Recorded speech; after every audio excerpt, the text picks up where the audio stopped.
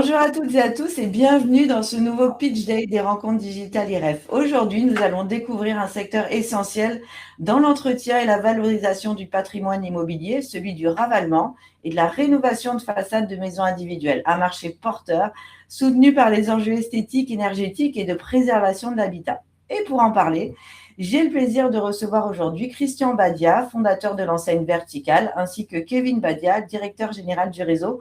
Bonjour à tous les deux et merci beaucoup d'être avec nous. Bonjour.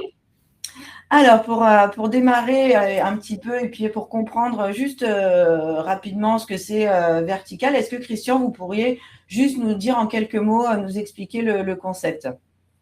Le concept, effectivement, vertical consiste à répondre à un besoin au niveau de l'habitat, en l'occurrence celui de l'entretien, de la rénovation également, mais aussi parfois de la protection des façades des maisons individuelles, seulement en rénovation. Donc tout le monde qui est propriétaire de sa maison a le souci de préserver, et on répond essentiellement à ça dans le cadre d'un concept qui n'a absolument rien à voir avec ce qui traditionnellement est connu, sans vouloir offenser personne, dans le monde du bâtiment, de l'entrepreneuriat, habitat, etc.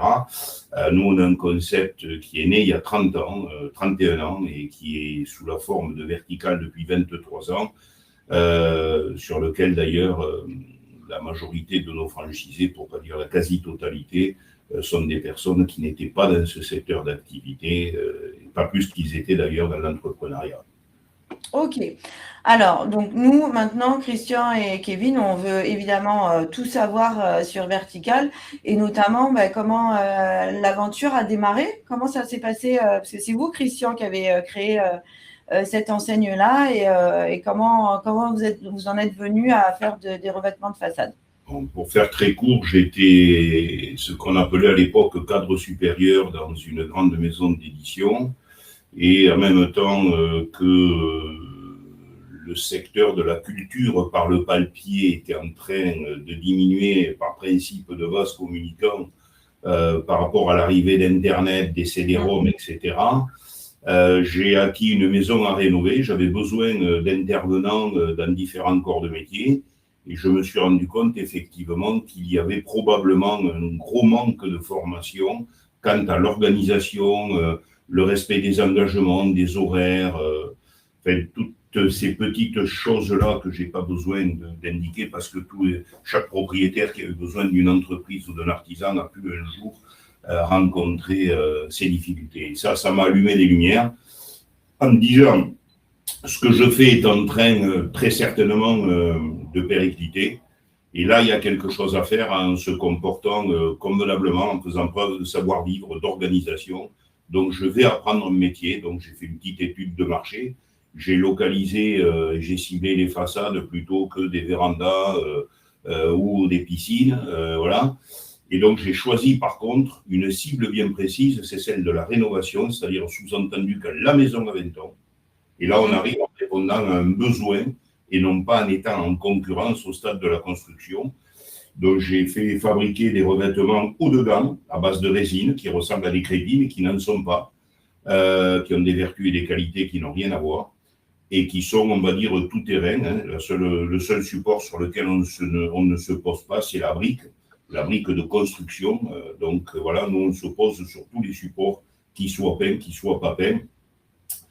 Voilà, c'est un métier qui est simple. Je n'ai pas dit facile, il est simple. À apprendre, c'est facile, surtout quand on en a la volonté. Et nous avons comme spécialité chez Vertical de reconvertir des personnes qui n'étaient pas dans ce secteur d'activité, des hommes tout comme des femmes d'ailleurs. La fourchette d'âge des personnes qui ont intégré notre réseau, ça va de 20 ans à 57 ans. C'est vrai que j'ai pour habitude de dire qu'on n'a qu'ancien curé qu'on n'a pas dans le réseau, puisque tous les autres corps de métier, grosso modo, sont représentés, de policiers à bouchers, voilà, il y a beaucoup de corps de métier. Et en plus, la deuxième spécialité qu'on a, c'est de transformer ces personnes-là de salariés à chefs d'entreprise. On les accompagne pour cela. Voilà. Ouais, ouais. Bon, ça, on y reviendra un petit peu après, justement, sur le type de candidat que vous recherchez. Alors, le concept vertical, donc, il repose aussi, vous en avez un petit peu parlé, il y a un produit qui est spécial, un revêtement spécial que vous utilisez. Est-ce que vous pouvez nous en parler un petit peu? Qu'est-ce qu'il a de particulier, en fait, ce revêtement? Le produit à lui-même, alors déjà la marque a déposé à l'INPI, elle est protégée, tout comme nous protégeons les territoires de nos franchisés. C'est vrai que il y a 2-3 niveaux de fabrication suivant les industriels. Tous fabriquent ce qu'on appelle des entrées de gamme et des cœurs de gamme. Certains fabriquent un troisième niveau, ce qu'on appelle le haut de gamme, compte tenu qu'on s'adresse à un propriétaire d'une maison d'au moins 20 ans, que le crédit a été digéré, il ne fallait pas lésiner, on ne s'est même pas mis dans le cœur de gamme. L'identité de la marque verticale, ce ne sont que des revêtements haut de gamme, avec un peu plus de résine, avec un peu plus de titane, enfin, avec un peu plus de matière noble qui donne une durée et également des capacités qu'on ne trouve pas sur tous les produits. Ils sont imperméables, les revêtements verticaux, tout en laissant les murs respirer. Ils ont une capacité, pour certains d'entre eux, à s'étirer et à se rétracter suivant les saisons sans fissurer. Ouais. Nous en avons un dans la gamme également qui est un revêtement isolant et accessoirement à ça, on traite également les problèmes de remontée d'humidité. Ok. Et comment, quelles sont les possibilités de développement? Est-ce que c'est un marché qui est en pleine expansion? Est-ce que c'est un marché qui est stable? Est-ce que c'est un marché qui est sûr? Alors, c'est un marché en pleine expansion puisqu'il y a eu le boom immobilier de l'accès à la propriété qui a véritablement explosé dans les années 70-80. Et donc, nous, on est en pleine récolte de tout ce qui a pu être fait avec des crédits qui étaient posés sur une journée ou deux sur une maison. Tout ça, ça vieillit, il y a des traces de dégoulinures, de salissures, de fissures, c'est décoloré, les façades exposées aux pluies ont souffert. Donc là, c'est notre marché et en fait, notre fonds de commerce, chaque maison qui se construit aujourd'hui, c'est notre fonds de commerce de demain. C'est pour ça que c'est un puissant fonds dans le marché dans lequel on est. Et on se rend compte d'ailleurs que les propriétaires ont ce véritable souci de préserver leur patrimoine. Donc, à c'est vrai. Sensibilité qui est très forte, on n'aime pas laisser sa maison se dégrader. Alors, on peut faire des choses parfois à l'intérieur par plaisir, par mode, et la façade, c'est quand même la première chose que l'on voit quand on rentre dans une maison. Et c'est vrai que de la voir belle, c'est agréable, surtout quand on passe du temps dehors, comme les jours qui sont devant nous là. Et tous les combien, en fait, il faudrait refaire faire sa façade, hein, sans parler de mode, hein. C'est entre 10 et 20 ans, suivant ce qui a été fait au départ. Mais c'est rare quand ça excède 20 ans, de façon, on va dire, générale. Mais en fait, sur les façades qui sont exposées au mauvais temps, sur les façades qui sont en bord de mer. Ouais, ce que j'allais vous dire, tout ce qui est côté océan, côté mer, là, ça prend une dizaine d'années, puisque dans les matières qui rentrent dans la composition des produits verticaux, on va y retrouver également des ingrédients, entre guillemets, et des substances qui résistent également à l'air salin. On a des franchisés qui sont sur les bords de mer, de fortes tempêtes sur le Finistère Nord. Et Fabrice est très content parce qu'il est chez nous depuis 8 ans. Et quand il passe devant les maisons qu'il a fait réaliser il y a 8 ans à ses poseurs, il est assez fier parce qu'on dirait, comme il dit, qu'il les a terminées la semaine dernière.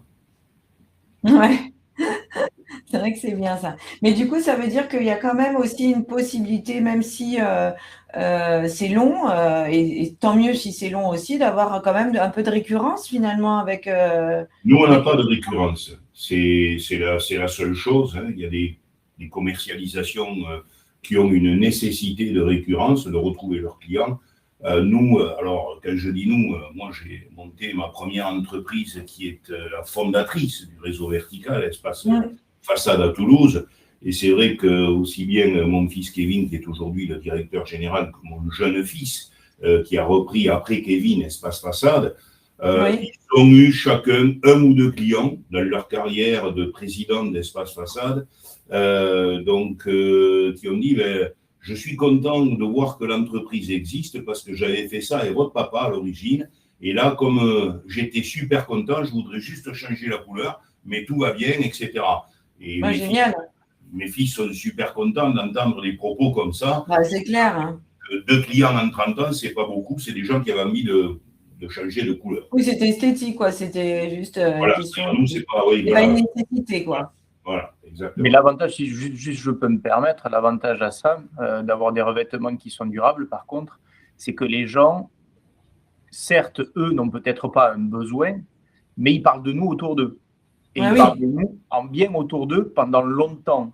Donc, mine de rien, le fait d'avoir des revêtements qui sont durables avec des rénovations durables font qu'on a quand même une bonne image de marque qui est véhiculée par nos clients. Ça devient nos ambassadeurs, en fait, sur du long terme. Oui. Oui, c'est clair. Oui, parce que c'est vrai qu'elle est véhiculée par la notation auquel on est soumis, un peu comme les restaurants avec TripAdvisor.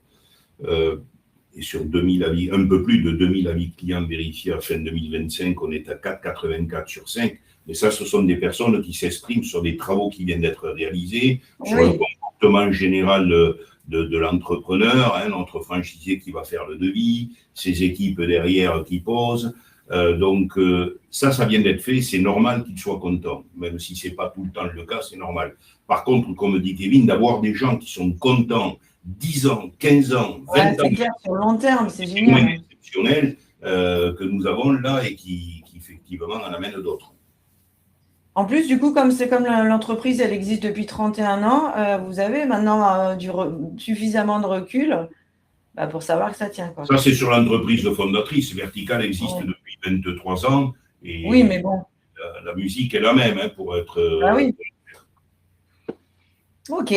Combien il y a d'agences aujourd'hui ou de partenaires dans le réseau? Une quarantaine. Ok. Et quels sont aujourd'hui les objectifs de développement pour les prochaines années?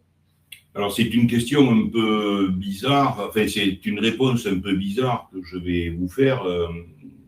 Je ne devrais peut-être pas m'exprimer comme ça. On n'a pas d'objectif quantitatif. On ne démarre jamais une année en se disant, cette année, il nous faut 3, 5, 10 franchisés supplémentaires. J'ai pour habitude de dire qu'on n'est pas des vendeurs de droits d'entrée. On s'occupe en priorité essentiellement des franchisés nouveaux qui viennent de rentrer. Là, on a une jeune femme qui est rentrée il y a 1 an et demi en région parisienne, qui avait passé 10 ans de sa vie dans l'intelligence artificielle.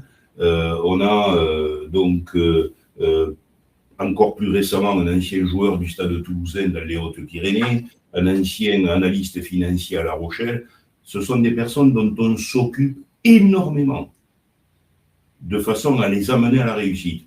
Alors, si vous nous demandez quels sont nos objectifs de développement, je vais vous répondre, c'est la réussite de nos franchisés nouveaux et l'amélioration de nos franchisés un peu moins nouveaux. Et parfois, récupérer ceux qui ont un trou. Ça, c'est notre boulot. Voilà, on n'est pas des vendeurs de droits d'entrée. Et ensuite, on récolte évidemment ce qui rentre. On a des contacts tout au long de l'année, mais on rentre rarement plus de 2 à 4 nouveaux franchisés par an. Voilà. Et est-ce qu'il y a des zones géographiques quand même pour lesquelles qui sont disponibles et où je sais qu'il y a il est clair potentiel. Toute la côte atlantique est intéressante parce que c'est des agressions importantes et des personnes qui résident là ou qui ont des résidences secondaires ont le souci de l'entretien de leur façade. Voilà, on est implanté au Pays Basque, je viens de le dire, à La Rochelle, dans le Finistère Nord, on a plusieurs zones libres, évidemment. Des villes de moyenne importance, voyez-vous, comme voyez Angers, Pierrick s'y réalise complètement, Grenoble, donc on a un contrôleur de gestion à Grenoble qui lui aussi s'épanouit depuis 3 ans. Après des villes de moyenne importance, je pense à des villes du type Orléans, du type Châteauroux, du type Nîmes, du type Agen, Rodez, voilà. Ça, c'est des villes de moyenne importance, c'est des bonnes cibles. On a des personnes qui sont dans des zones rurales. On a un ancien ingénieur, qui venait d'avoir d'ailleurs son diplôme d'ingénieur, qui est rentré chez nous. Il est dans une zone très rurale, on l'a prévenu. Ce sera un peu plus long. mais le maintien d'une ligne de conduite finira par payer. Donc lui qui avait fait sa formation avec cette jeune femme dont je parlais à Trappes, Charlotte Beltoise, ils avaient fait leur formation ensemble, elle, ça a dépoté tout de suite, et c'est confirmé sur le seul début d'année, elle a déjà passé le chiffre d'affaires de 2025 en totalité. Quant à la personne que j'évoque dans l'Ariège, Lucas, lui, il a mis 1 an et demi, mais ça y est, c'est fait. Voilà. Donc, à partir du moment où les données sont claires au départ, il n'y a pas de surprise. Et oui, c'est sûr. C'est sûr. Notre soutien, nous, il est permanent. Et quelles sont les valeurs qui guident Vertical depuis sa création? Je vais laisser Kevin peut-être s'exprimer. Ben effectivement, donc l'ADN de Vertical, les 3 valeurs en tout cas qu'on essaye de véhiculer. Premièrement, celle que j'ai notée là, c'est l'éthique. C'est-à-dire que il faut être sûr et être garant que chaque concessionnaire se comporte bien en clientèle, puisqu'on est très lié finalement à ce qui se passe sur le terrain. C'est la continuité de notre formation, nous qu'on fait en salle, ben, c'est vrai qu'elle est directement guidée ensuite par les concessionnaires, eux, sur le terrain. Et puis ils interviennent chez des propriétaires qui ont économisé des années pour rénover les façades de leur maison. Donc, ils font confiance aux concessionnaires. Et c'est vrai qu'en retour, ils leur doivent le respect. Et le respect, c'est un peu ce que disait Christian tout à l'heure. Ça démarre par le respect d'un horaire quand on a un rendez-vous. C'est le respect dans la démarche commerciale aussi. Et c'est vrai qu'on va fuir certains langages de certains commerciaux qui sont là pour planter le client ou pour en mettre tant. Nous, ça, c'est un vocabulaire qu'on bannit, qu'on fuit. C'est le respect aussi des délais d'intervention. Donc, finalement, c'est dire ce qui est annoncé, c'est faire ce qui est annoncé. Et après, c'est la transparence totale, c'est-à-dire que on n'est pas là pour embrouiller le client, au contraire. L'idée étant de distiller des informations qui soient le plus claires dès le départ, avec des engagements qui sont honorés. Donc ça, voilà, c'est vraiment tout ce comportement-là qui est d'ailleurs mis en avant finalement dans la note que nous a, qui est donnée par Eldos, dont parlait Christian tout à l'heure, le TripAdvisor de l'habitat. Aujourd'hui, bravo, c'est une belle note en tout cas, hein, franchement. C'est aujourd'hui, effectivement. Eldo vous dira qu'il y a à peu près 10 000, c'est ça, Kevin? Oui, 10 000 entreprises. Oui.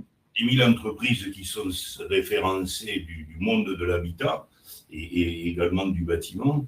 Chez Eldo, tout corps d'État confondu. Les climatisations, les jardins, les piscines, etc.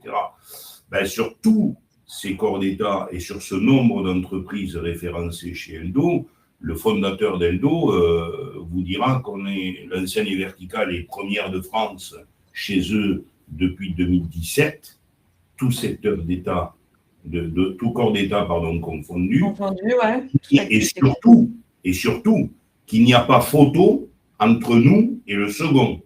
Ouais. Oui, non, mais ça, c'est important. Mais c'est génial, franchement, bravo, vous avez bien fait. Le second est juste au-delà de 4, alors que nous, on frise les 5. Le 5, hein, ouais. Ok, Kevin, pardon, du coup, je vous ai coupé. Non, donc voilà, et donc c'est vrai que tout ça fait aussi qu'il n'y a pas d'annulation de commandes chez nos concessionnaires, c'est-à-dire que tout est tellement bien expliqué qu'il n'y a pas de mauvaise surprise, il n'y a pas de vente avec une pression, pas de vente à l'arraché, etc. Je veux dire, c'est une commercialisation qui doit être la plus propre possible. Ensuite, effectivement, la partie qualitative, alors vous l'avez bien compris, on a des revêtements qui sont haut de gamme, c'est ce que disait Christian en préambule.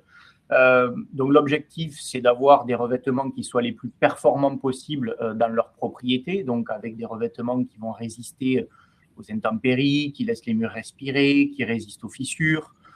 Certains même apportent un complément d'isolation, mais c'est aussi la performance dans la durée. Avoir des revêtements qui, dans le temps, durent le plus longtemps possible, même si, effectivement, le contre-pied de ça, c'est qu'il y a moins de récurrence, mais ce n'est pas grave, ce n'est pas l'objectif.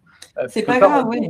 Non, c'est pas grave. C'est pour avoir une rénovation durable. Si on nous appelle pour pour dire attends, moi, tous les 5 ans, je veux rénover les façades de ma maison. Ça n'existe pas. Donc, l'idée après, il y a aussi un autre comparatif, Kevin, si tu me permets de t'interrompre. Vous comprendrez très vite, Elsa, nos franchisés doivent réaliser à peu près 40 affaires par an. Voilà. OK. Suivant les territoires, c'est entre 35 et 50. Ils ont 70 000 maisons individuelles sur les territoires. Oui, il y a de quoi faire. Des marchandises confiées en exclusivité. Et nos franchisés font à peu près 150 à 200 devis par an. C'est-à-dire tout juste un par jour.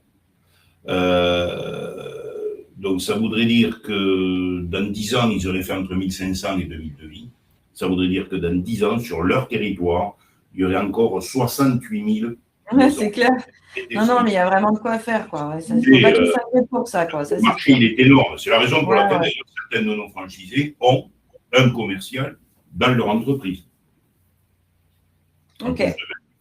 Et donc ensuite, la qualité, effectivement, elle se poursuit dans la démarche commerciale, c'est ce dont je parlais avec l'éthique, pour en faire le parallèle, l'exécution des travaux, le suivi, etc. etc. Et donc, c'est pour ça aussi que Christian avait mis en place une charte qualité que signe chacun des concessionnaires, justement pour s'engager dans cette démarche finalement purement qualitative, au sens, sur tous les aspects en fait, de leur société. Et enfin, le réseau citoyen, puisque c'est aussi ce qui donne un peu de sens au-delà de tout ce qui est business, etc. Donc, pour les 10 ans de la marque, donc en 2013, Christian avait proposé de créer une association qui s'appelle Une façade sur la vie, donc où on vient en aide aux personnes âgées qui sont dans des centres médicalisés ou dans des EHPAD. Donc là, c'est vrai qu'il n'y a pas d'obligation d'adhérer. C'est une proposition qu'on fait à tout nouveau concessionnaire et il s'avère qu'aujourd'hui, tous les concessionnaires de Vertical sont adhérents de l'association Une façade sur la vie. Ça veut dire que donc on partage les mêmes valeurs. Donc là, il y a un fonctionnement qui est très simple. En fait, c'est vrai que sur chaque besoin de marchandises et de commandes qu'ils nous passent, ils reversent un tout petit montant à l'association, mais mine de rien, ces petits euros. Oui, un tout petit montant plus un tout petit montant plus un tout petit montant. Chaque année, on récupère à peu près 25 000 euros au niveau de l'association. Génial. Et chaque concessionnaire sur son territoire se doit de trouver justement un EHPAD ou un centre médicalisé qui accueille les personnes âgées et qui a un besoin de matériel, une borne musicale, de nouveaux lits, etc., ou un service, parce qu'il y a aussi des services tels que des services d'équithérapie ou ce genre de choses. Où les personnes âgées sont très sensibles.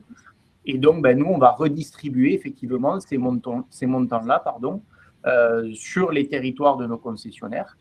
Et ensuite, c'est vrai que cette action-là est relayée par notre agence Relations Presse en local pour créer aussi de la visibilité aux concessionnaires. Et c'est vrai que ça donne une image citoyenne qui est bonne. Alors, on n'est pas là pour juste faire un article, l'idée c'est de faire l'action, et ensuite s'il y a un article, c'est vraiment un plus, mais ça donne une belle visibilité aux concessionnaires. Ok, en tout cas c'est une belle action.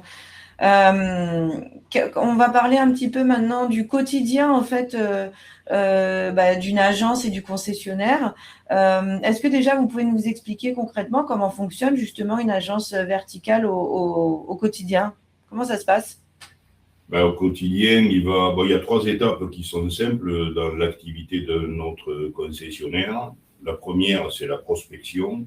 La deuxième, c'est la commercialisation. Et la troisième, c'est la production qui amène à la facture. OK.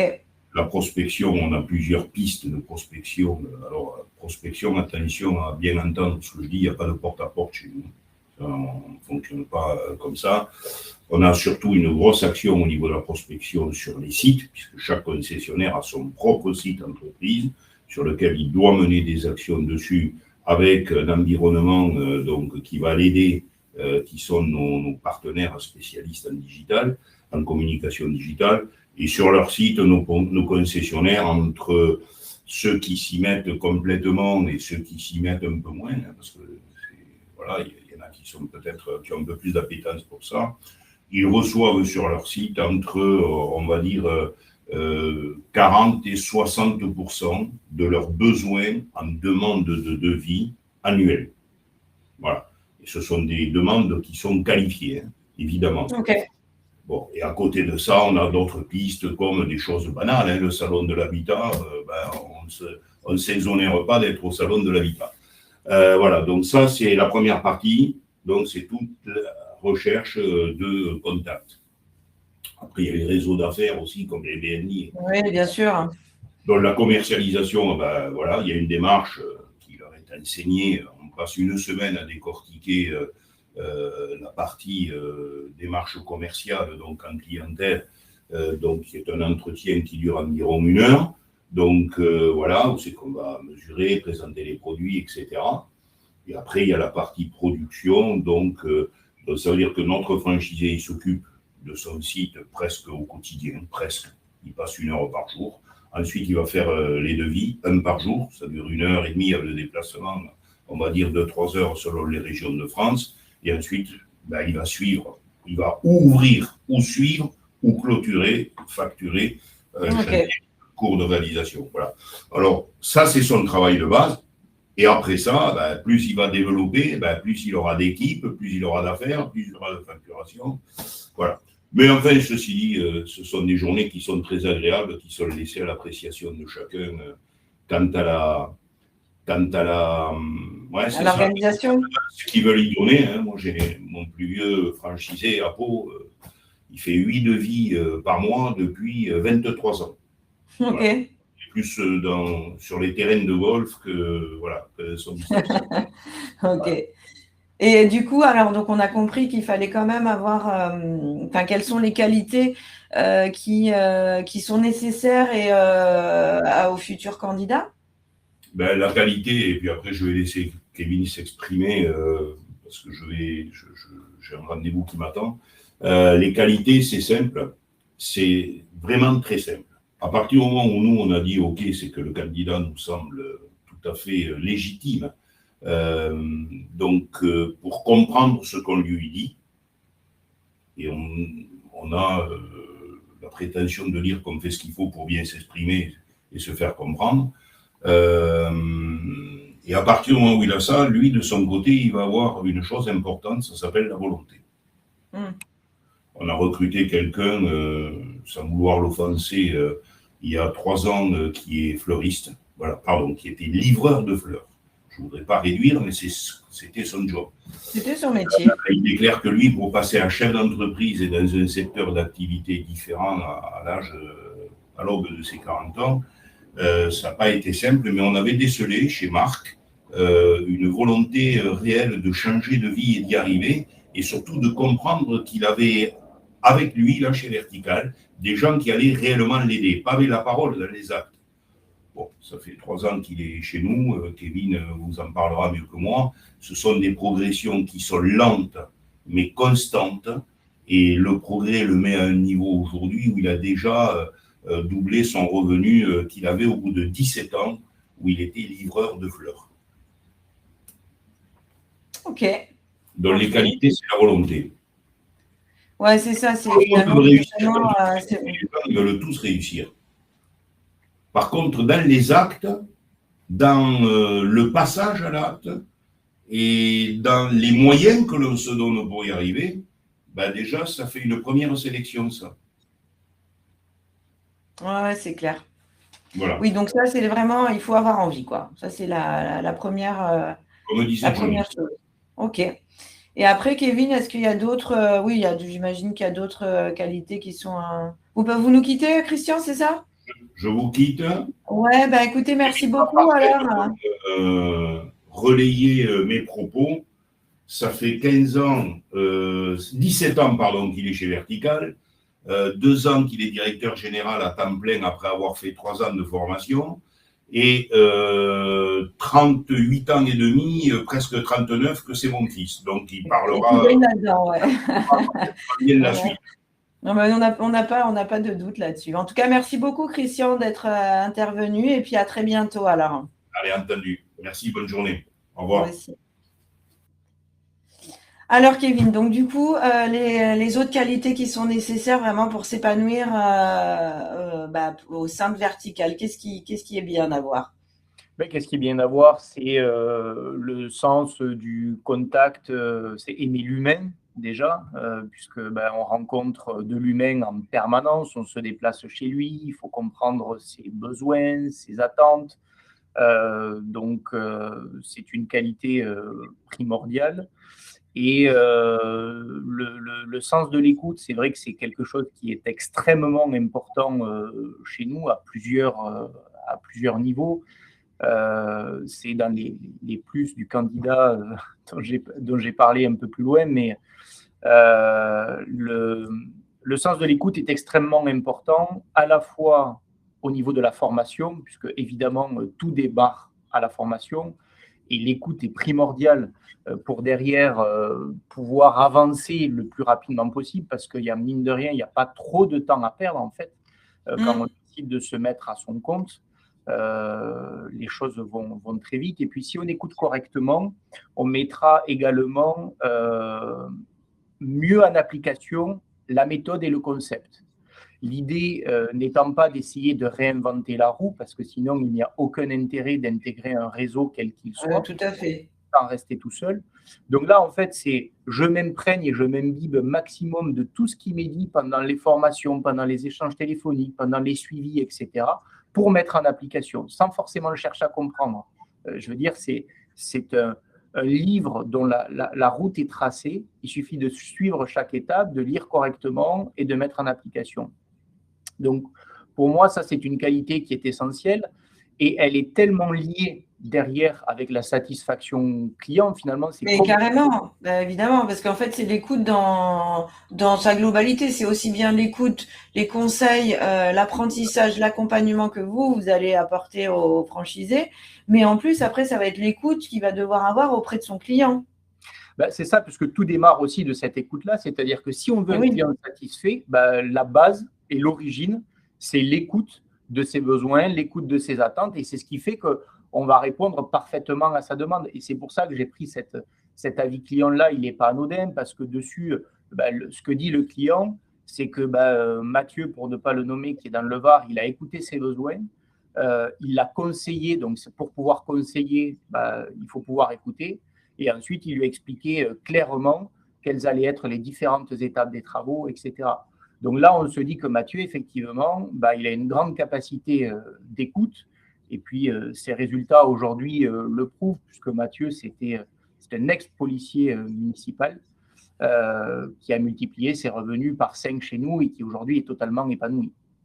Ouais, ça, franchement. Et c'est vrai que le commentaire, il est vraiment dithyrambique, quoi. Il est super sympa. Hein. C'est vrai que l'équipe sympa, respect, machin. C'est un parmi tant d'autres. Je veux dire. Oui, j'imagine. Ce n'est qu'un exemple. Voilà. Ok, donc ça c'est vraiment le petit plus que le candidat il doit avoir. On est d'accord évidemment, vous l'avez dit plusieurs fois, qu'il n'y a vraiment aucune nécessité d'être issu de ce milieu-là pour, le milieu de la façade ou de l'habitation ou de l'habitat, pardon, pour démarrer l'aventure avec Vertical, puisque toute personne peut exercer ce métier du moment qu'elle a envie. En gros, c'est ça. C'est exactement ça. Et c'est même mieux, en fait, puisqu'il n'y a pas d'habitude prise. Finalement, quand on est tout nouveau dans le secteur, on a tout à apprendre. Et vu qu'on a tout à apprendre, on est totalement focus sur ce qu'on nous dit. On n'a pas d'a priori et on avance. Et effectivement, par rapport à ce slide-là, Christian en a parlé un peu plus tôt, c'est vrai que nos concessionnaires viennent d'horizons totalement divers et variés, ont des âges qui sont différents, puisque le plus jeune avait 21 ans et le plus ancien 55. Donc, c'est vraiment le grand écart au niveau de l'âge, de la tranche d'âge. Et pour autant, ces gens-là réussissent de la même manière. Pourquoi ? Parce que finalement, ils suivent une même méthode sans aucun a priori. Et c'est vrai qu'on a des gens qui ont fait des études, d'autres qui n'en ont pas fait, d'autres qui avaient un métier où c'est qu'ils gagnaient bien leur vie, d'autres non. Mais voilà, le tronc commun de ces gens-là, c'est la volonté de vouloir réussir, la volonté de changer de vie, la volonté de faire un métier peut-être plus concret aussi que ce qu'ils faisaient. Oui, tout à fait. Et voilà, et puis Alors, c'est vrai qu'on a, tel que le disait Christian, des concessionnaires qui se développent aussi en interne, c'est-à-dire en prenant des commerciaux au sein de leur société. Mais aussi, ce qu'il faut savoir, c'est que nous, 70% des concessionnaires sont amenés par le réseau eux-mêmes. C'est-à-dire qu'en fait, on est avec des concessionnaires qui sont tellement bien chez nous, qu'ils en parlent naturellement avec enthousiasme, et qu'en fait, en parlant avec enthousiasme, ils vont intriguer finalement leur interlocuteur. Et c'est vrai que c'est des amis, la famille, etc. Et ces gens-là, Oui. Pour se reconvertir aussi. Oui, non, mais ça, c'est sûr. Ok, alors Kevin, maintenant, j'aimerais qu'on parle un petit peu du côté finance. Et est-ce que vous pouvez nous détailler un petit peu justement le coût de l'accès à Vertical? Donc, le coût de l'accès à Vertical, investissement global, c'est 45 500 €, mais je vais le détailler un peu plus. Alors, il y a le droit d'entrée, mais qui en fait se compose de la dotation initiale et du droit d'accès exclusif, qui est à 30 800 €.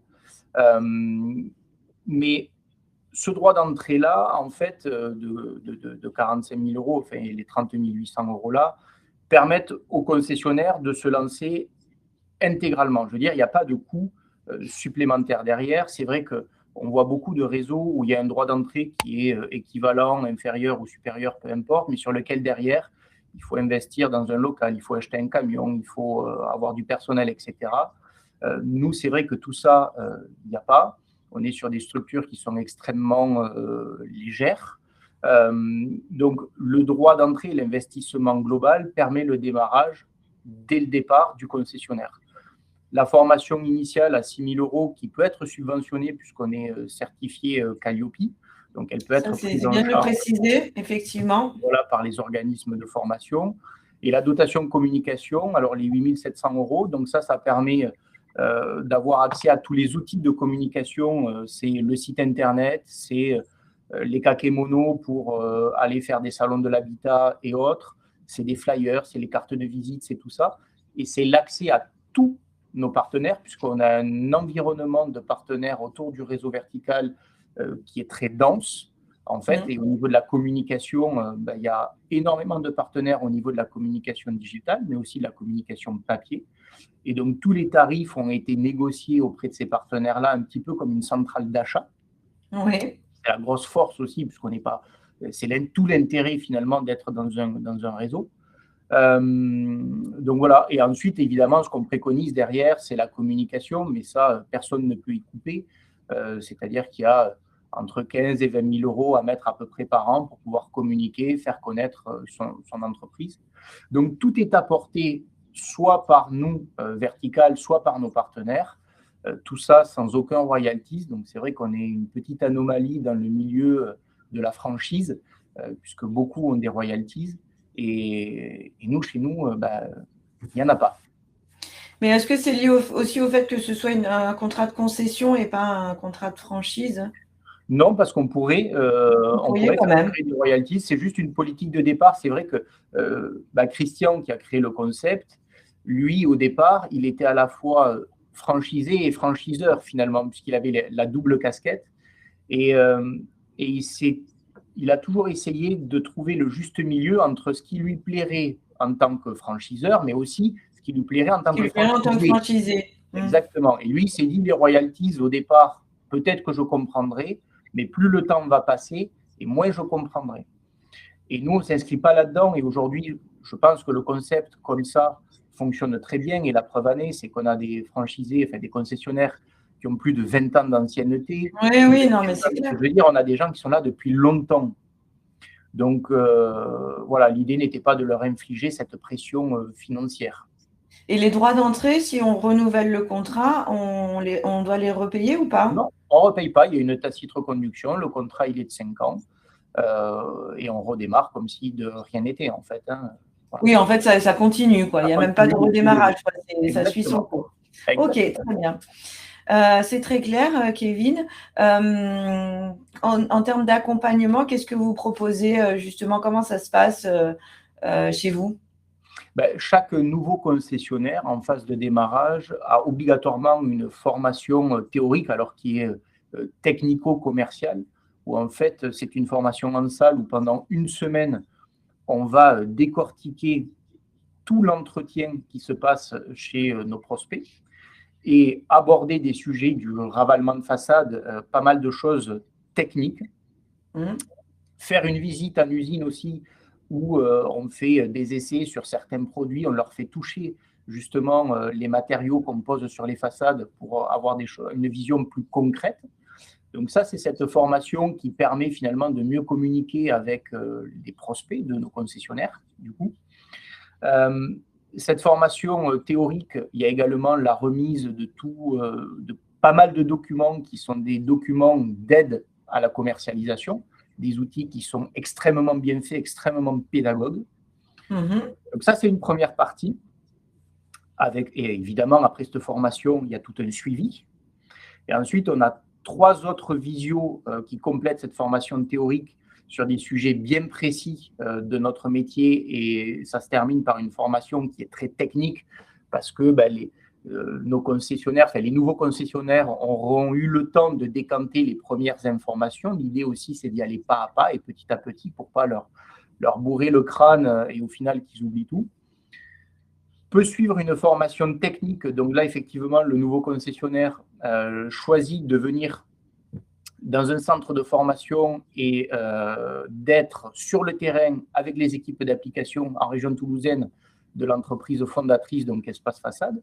Où là, ça Alors juste, Kevin, pardon, je vous coupe, petite question. Sur les poseurs, justement, est-ce qu'ils vont être salariés du concessionnaire ou est-ce qu'il va travailler avec des prestataires externes ?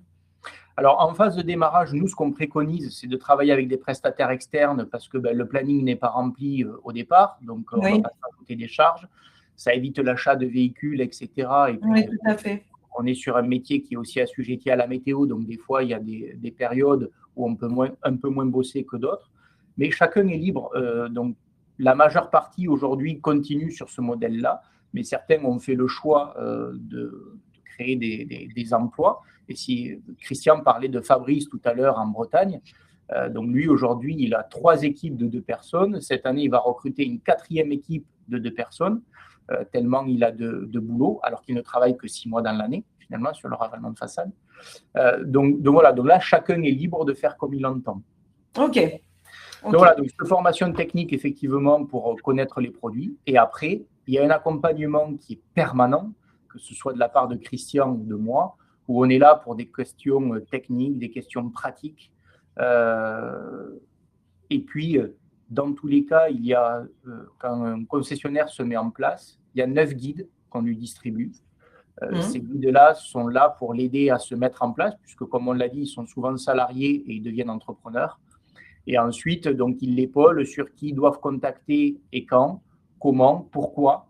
Voilà. Et on a mis en place depuis 1 mois et demi une plateforme 360 qui aide notre concessionnaire aussi dans toutes ses tâches du quotidien, que ce soit le suivi de ses contacts et de ses clients, que ce soit le passage des commandes, le suivi de ses plannings, la gestion de ses stocks. On est vraiment sur un outil 360 qui lui permet de gérer intégralement son quotidien via une plateforme dédiée. Super. Bon, en tout cas, c'est vrai que si on a envie, si on est à l'écoute et qu'on est prêt à suivre les règles comme elles sont écrites parce que ça fonctionne comme ça, écoutez, franchement, c'est tout bénef, non ? Ah ben c'est tout bénef. Et comme dit Régis, qui est notre franchisé de Lyon, il dit chez Vertical, ce qui est important, c'est pas combien on gagne, c'est combien on transpire pour le gagner. Et c'est vrai qu'on a des concessionnaires qui gagnent extrêmement bien leur vie, tout en ayant aussi une qualité de vie à côté et qui puissent profiter de différents loisirs. Bon, ok, super. Kevin, est-ce que vous voulez ajouter quelque chose ? Je vous laisse le mot de la fin pour conclure. Écoutez, le mot de la fin, la meilleure façon d'en savoir plus, c'est simplement de nous contacter, voilà, qu'on puisse avoir un entretien téléphonique et en connaître un petit peu plus sur ce qu'on peut proposer. Ok, super. En tout cas, merci beaucoup Kevin et je remercie Christian aussi d'être venu pour cette présentation très enrichissante.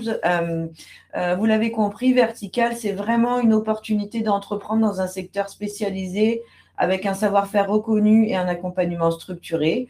Et donc, comme vous le disiez Kevin, pour en savoir plus, rendez-vous sur le stand de Vertical pour échanger directement avec toutes les équipes de Vertical.